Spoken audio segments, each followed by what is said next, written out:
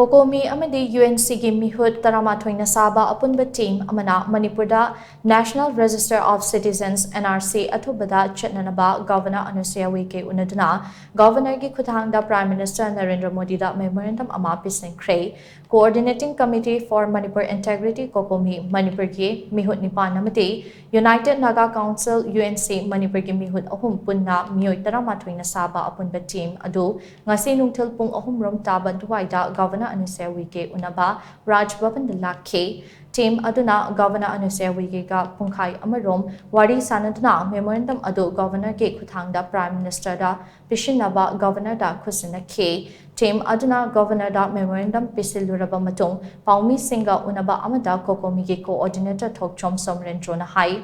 Manipur da NRC athuba matamda Chatnanaba UNC amadi Cocomi gi meehut singna ngase Governor ga unnaduna memorandum ama Prime Minister da thakinaba Governor da Pisinkhre bane kanglon kaina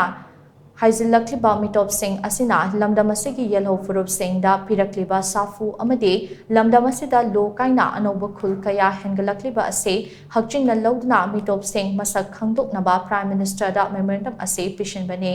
Memorandum ase Prime Minister da hayengmag tharagani haina Governor na thazaba pirakpada natana hauzik lamdam asida thokliba irang ase athuba matamda mahausa gi fibamda hanjilaknaba hotnabada mahakna achauba thodang logani haina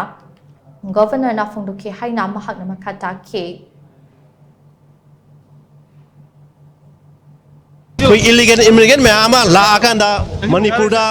khundarakpa khunmasing asakibati hengalakpa loiloi democratic achauba safu ma pirakpa asina maram morga haiba akhoi kaino da akhoi khunsing asi akhoi lengang nasu khanghaudana yenghaudana recognize pithomba aduna aduki batik khungi masing asi hengalamba si khudakta akhoi khangdonaba thidonabui damakta NRC si khudakta chanalu haibagi matang dane akhoi UNC ga akhoi Cocomi khusamnarga Prime Minister gi Prime Minister da akhoi memorandum pisinjamani masi governor gi through da Pisinkhre akhoi chalubani adu akhoi governor na harakpada hayembak hairiba memorandum si thanaba tawrage mahakna su akhoi gi